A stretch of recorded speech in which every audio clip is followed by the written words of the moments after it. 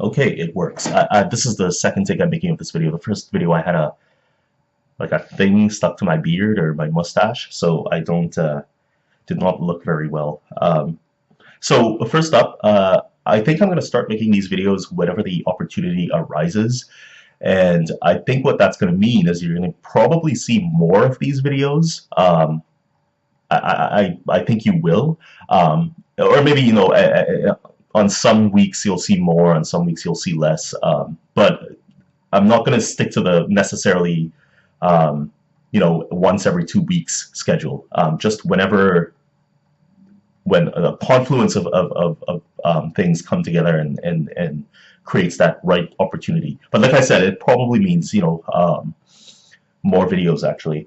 So I just want to dive into it. Like, I mean, the latest thing, and I haven't been very active on Spiralvent on my blog, um, but the latest thing that kind of caught my attention was this guy, this 27-year-old guy from India. His name's Raphael Samuel, and he's an antinatalist, but he's also part of a group called Voluntary Human Extinction Movement. VEM, I guess, maybe they call it VEM, I don't know.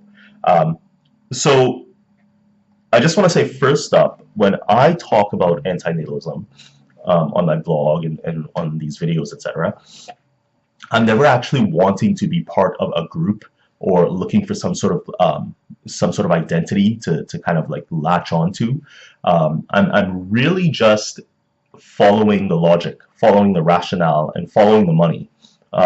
And to me, antinatalism, and like I've said before, the core principle of antinatalism just makes so much sense to me. I can't deny it. I can't get away from it, from it. And I saw some, like, I mean, the story kind of broke on different in different sources, and so there was a relatively um, um, a relative abundance of comments on the story, and you got some from atheists too, at least mostly from atheists. You got this idea that people thought he was kind of a loser, a kind of like maybe he's depressed and living at home and blah blah blah. So it was kind of funny reading those comments. I mean, I'm not in a completely affluent situation myself, and I do have mental health issues. So I mean, reading some of these comments were kind of oddly funny, but I didn't get too into it. But I do think the core concept of antinatalism is holds water, and I think human beings have this natural tendency to think that we're somehow supposed to be here. Like I'm not saying this about all atheists. I'm saying in general. Let's put it that way. Even atheists think we humans have this special place in the world, that we're supposed to be doing the things we're doing. Where it is a beautiful thing, to borrow from Carl Sagan, that the universe can know itself through us being human. And I don't agree with that. I don't. I mean, it is a beautiful thing in its own way, like in its own enclosed kind of way, in its own isolated sort of way.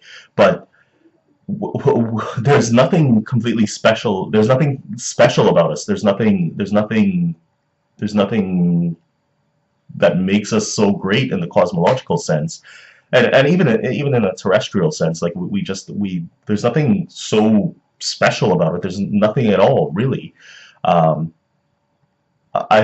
think we just conjure up these ideas, and we just feel special about ourselves. But I'm not saying that coming from a point of hate or depression or anything like that. Like I said, I just follow the logic, and the core precept of antinatalism just makes a lot of sense to me. You think about what people talk about all day. Like, I mean, people complain. Like, I mean, I'm complaining right now. I mean, that is what people do all day. They complain and complain and complain. And I'm not saying that that's the end all be all, or the definitive measuring stick of happiness. But what I am saying is, if you do listen to people, most of what they do is complain about something or the other. Like, I mean, they're never satisfied with anything. In fact, I'd go so far as to say, if you were a person that was talking about happy things and beautiful things all the time, or even or even 50-50 even. Like I think a lot of people would think something's wrong with you. I mean, I do think people would think that. I mean, you look at the news, or media. No news is good news, right? So I think there's some loose kind of like measuring sticks there to talk about the way people view their experiences, their mortal coil. Uh, so anyway, I do not want to join some anti-natalist group. Maybe in the future, I might. In fact, I'm going to look up some Facebook pages, anti-natalist Facebook pages. Just to maybe tickle my fancy. But I'm just really following the logic and the money. It's not some identity that I want to kind of absorb or attach myself to. Because I don't, it's not really what I'm after. And like I said, I still have to do a lot of reading on antinatalism, but we'll see how that goes. Yeah, that's it for now. Bye.